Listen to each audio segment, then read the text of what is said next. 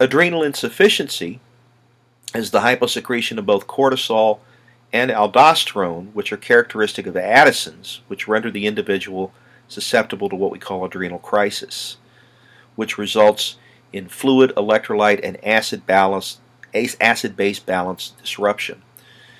In many cases, including abnormal development of the adrenal gland, we see a deficiency in enzymes that are required to generate the steroid hormones, along with the destruction of the adrenal gland by the immune system. Androgenic steroids are sex hormones that affect reproductive organs as well as other tissues. They're similar chemically to testosterone. The adrenal cortex synthesizes these hormones in tiny quantities in both sexes. It's largely a byproduct of the cortisol synthesis pathway. The same general effects are produced as those made by the gonads, and they can be converted in the circulation into testosterone or the female hormone known as estrogen.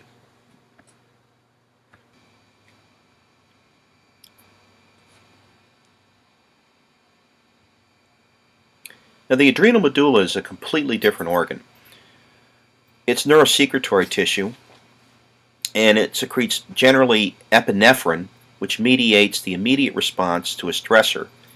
This increases the rate and force of heart contraction and dilates bronchioles into the lungs. It constricts blood vessels that supply the skin, the GI, and the urinary organs, and increases blood pressure as a result. And it dilates blood vessels that supply the skeletal muscles and the lungs. It also dilates the pupils and decreases digestive and urinary function. Catecholamines in the blood prolong the short-lived effects of the neurotransmitter catecholamine and can reach cells that are not innervated by the sympathetic autonomic nervous system.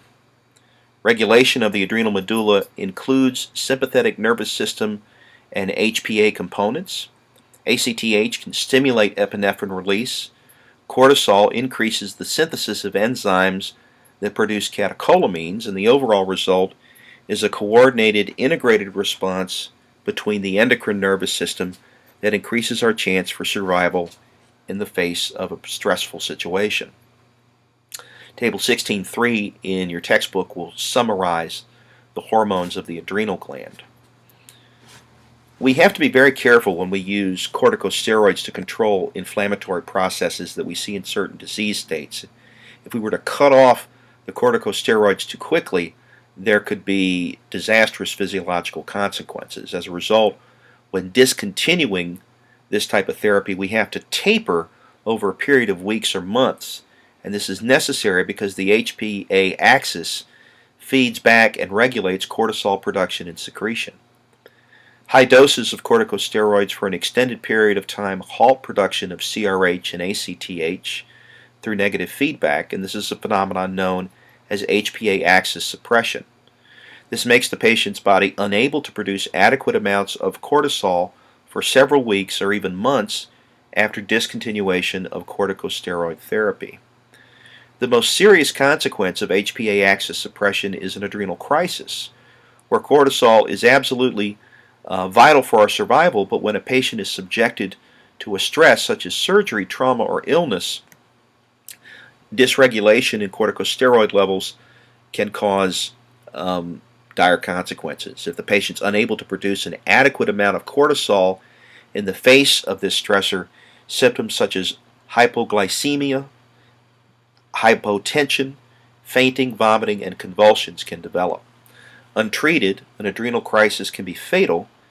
It's usually prevented by slowly reducing the dose of corticosteroids to give the patient's HPA axis adequate time to resume a normal level of corticotropin-releasing hormone, ACTH, and cortisol production.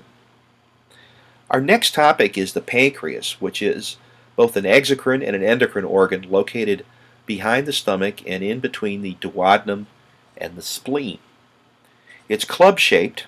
It's found in the upper abdominal cavity and has three regions: a rounded head, a body, and a thin tail.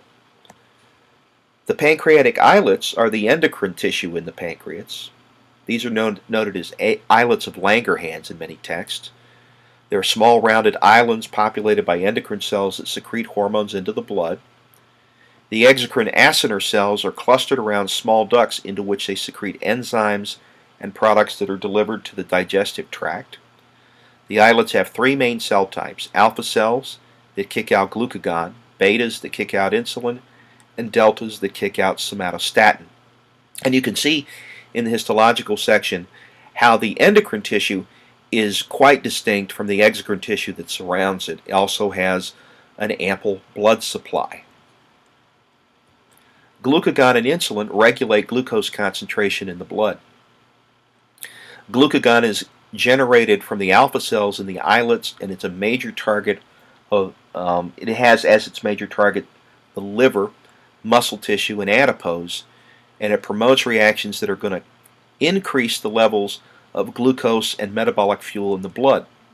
So it initiates both glycogenolysis and gluconeogenesis in hepatic tissue, as well as the breakdown of proteins in muscle to generate amino acids needed for gluconeogenesis.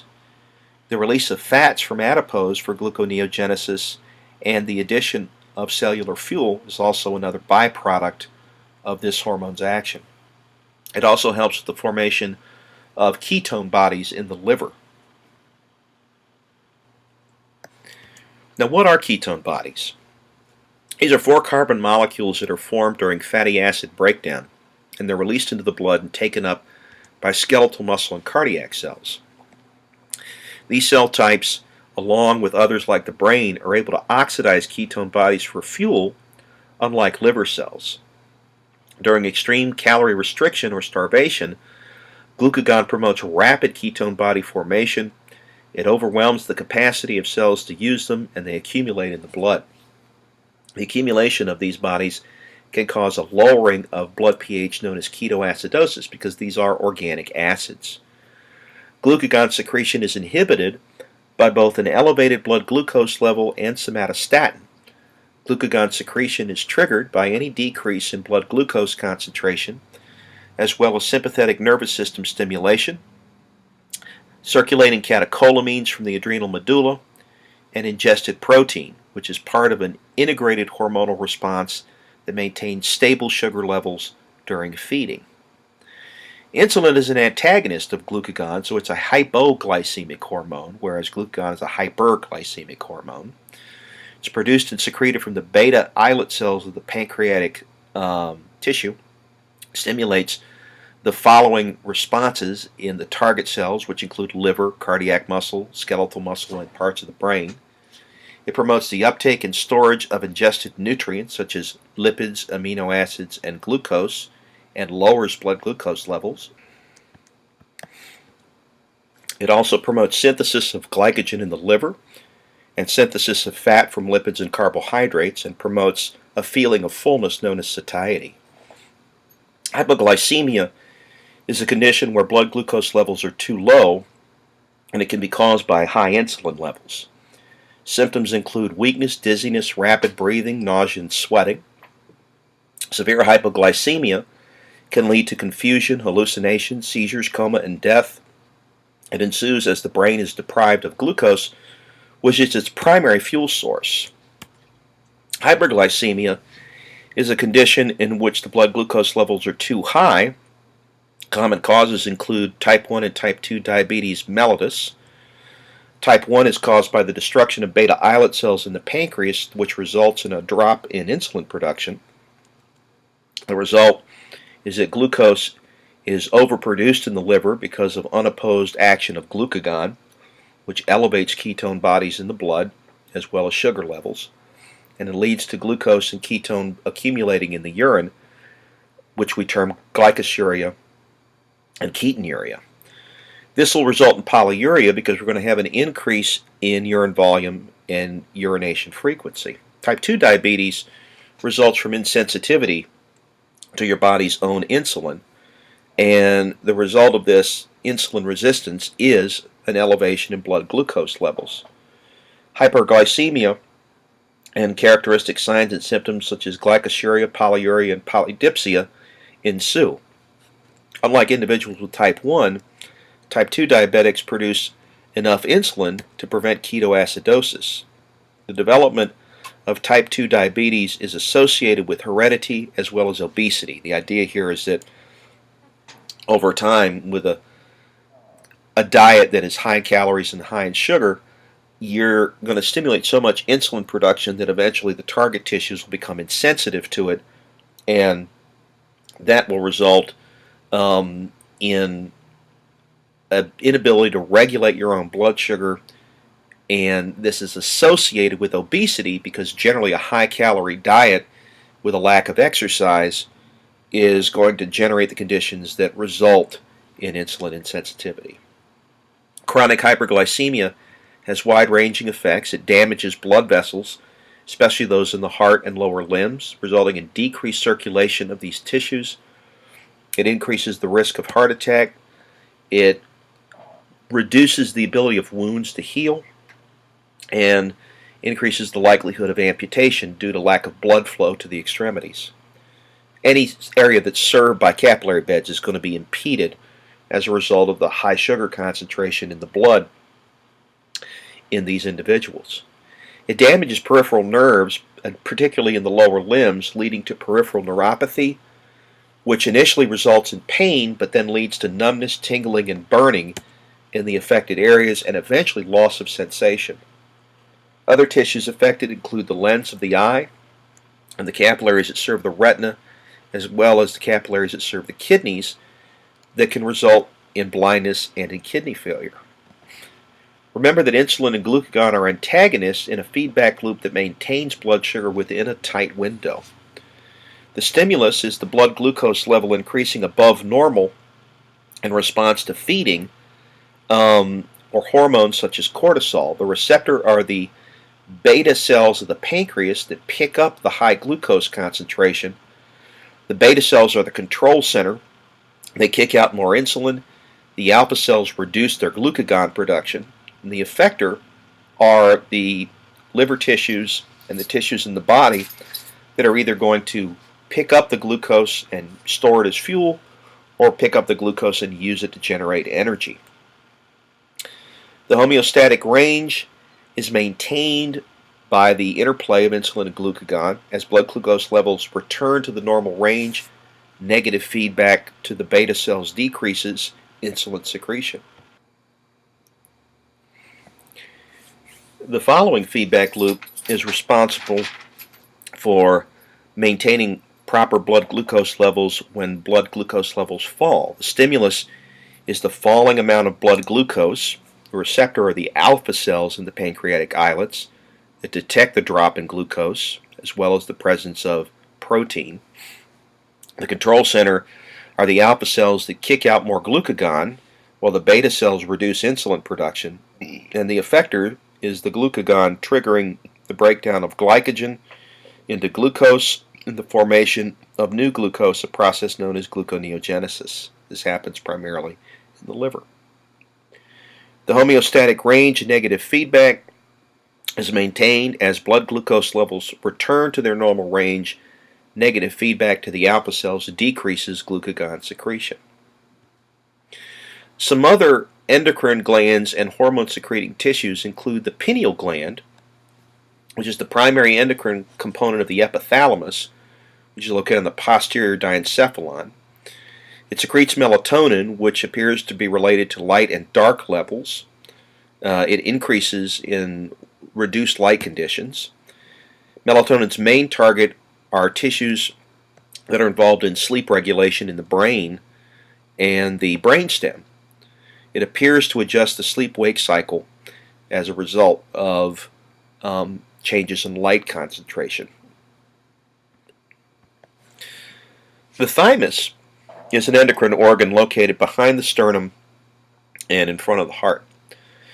It's located in this region strategically. This is where T lymphocytes become immunocompetent, and it generates hormones such as thymosin and thymopoietin that are paracrines that assist in lymphocyte maturation, so that they are capable of facilitating the processes that fight pathogenesis.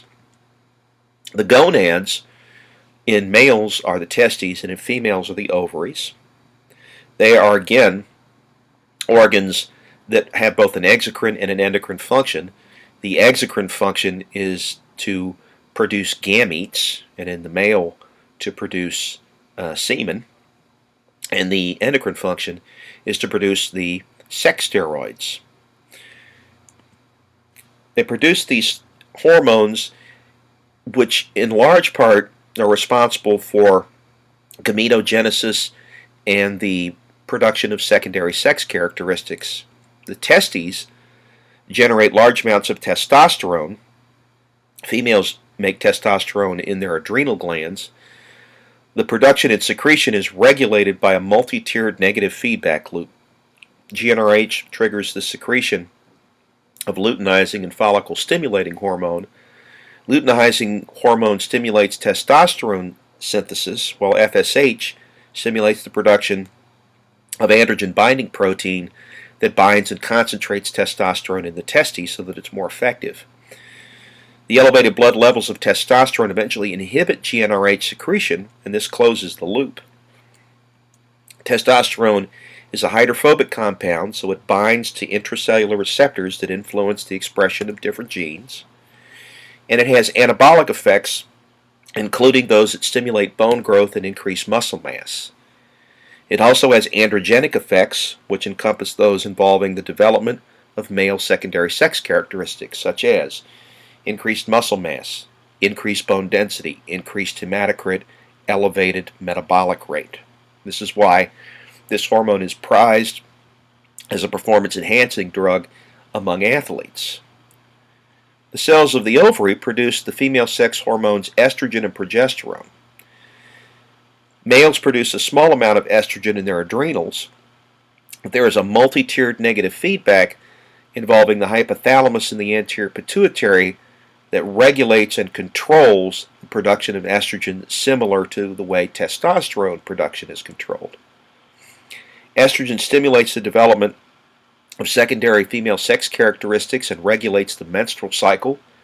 It also has multiple effects on tissues and organs. Progesterone has its peak of secretion following ovulation and during pregnancy. The physiological effects include the preparation of the body for pregnancy and the support of fetal development during pregnancy. It also has effects on smooth muscle tissue, body temperature, blood clotting, bone tissue, and metabolism. Okay, leptin is able to cross the blood-brain barrier and interacts with neurons in the hypothalamus, and its main effect is to induce satiety, which is a feeling of fullness, and this prevents overfeeding. Its production is related to adipose tissue quantity. This is only a component in the complex mechanism that regulates feeding.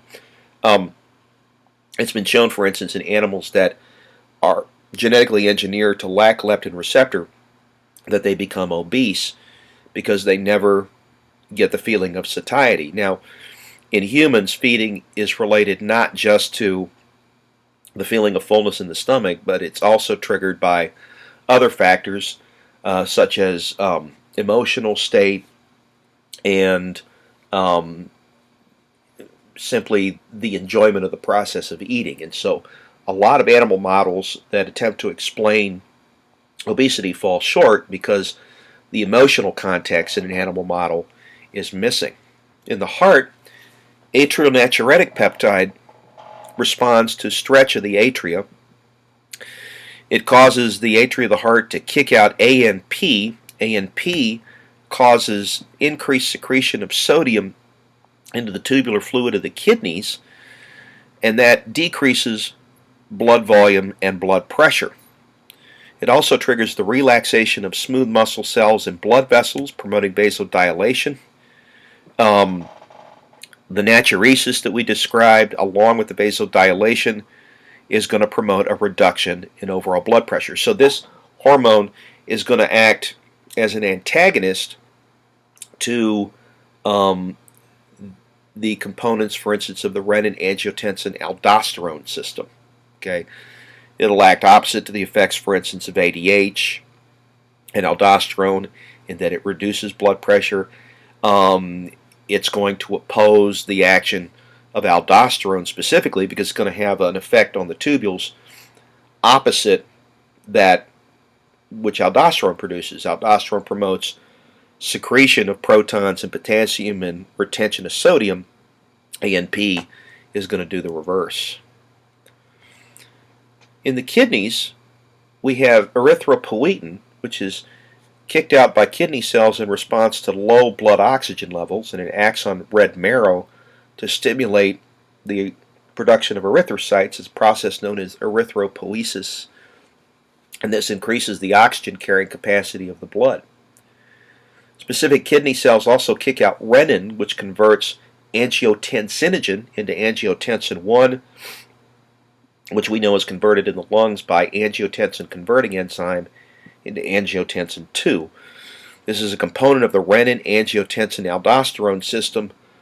The result of this, ultimately, is to increase blood pressure and blood volume. Vitamin D is made in response to sunlight on the skin and is converted to its active form in the kidneys under the influence of parathyroid hormone. Now, if we look at some examples of endocrine control, we note that at its core, generally speaking, we're reacting either to a neural command that can be triggered by a series of processes that take place in the central nervous system, okay? Or we're reacting to humoral stimuli, which are changes in blood chemistry. And this results in the issuing of a command that generally corrects the initial deviation from the normal range. So let's take a look at fluid homeostasis as an example. ADH, aldosterone, and ANP all work together to maintain normal blood pressure and blood volume. Under normal conditions, low ADH levels and aldosterone are secreted continuously, and this leads to an average urine output. Decreased plasma volume and increased plasma solute concentration cause ADH and aldosterone secretion to rise, and this leads to decreased urine output. The following events are also involved in fluid homeostasis. We see increased plasma volume and decreased plasma solute concentration as the ADH and aldosterone secretion decline, and ANP secretion increases, and this leads to increased urine output. So when we're talking about a drop in blood pressure, we're going to kick out more aldosterone and antidiuretic hormone in an effort to try and kick up blood volume and blood pressure. When we're talking about an increase in blood volume and blood pressure, atrionatriuretic peptide, through vasodilation and through excretion of sodium and thus excretion of water, is going to reduce blood volume and blood pressure. Regulation of homeostasis by the endocrine system is quite complex. The actions of the hormones maintain the metabolic homeostasis during periods at rest, while fasting, at rest while feeding, and also during exercise. So if we take the condition of at rest while fasting, such as when you're asleep, thyroid hormone levels determine basal metabolic rate and trigger processes that cause cells to consume ATP and stimulate gluconeogenesis to maintain stable blood sugar levels during the fasting state. Glucagon and growth hormone also increase blood glucose levels when you're fasting.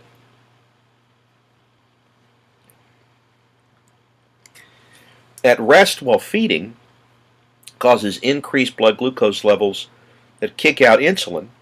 The insulin lowers the blood glucose by increasing glycogenolysis and gluconeogenesis in the liver and glucose uptake from the blood in most of the rest of the tissues of the body. This is going to result in a production of a condition known as hypoglycemia, reduced blood sugar levels. The protein in the meal is going to stimulate growth hormone and IGF-1 secretion, and this stimulates protein synthesis along with ingested amino acids from your meal. Glucagon secretion prevents hypoglycemia during carbohydrate-poor meals, while insulin and leptin promote satiety in the hypothalamus. During exercise, catecholamines control metabolic rate and glucagon secretion kicks up. The sympathetic nervous system increases catecholamine secretion from the adrenal medulla. The catecholamines in the blood increase the metabolic rate of the cells above the BMR set by the thyroid. The increased BMR requires more metabolic fuel that's provided by increased glucagon secretion coming from the pancreas. And so we can see with this system how it is that exercise promotes weight loss, right? When we exercise, what happens? We're generating activity that's going to require fuel in order to sustain ATP levels in order for the activity to continue.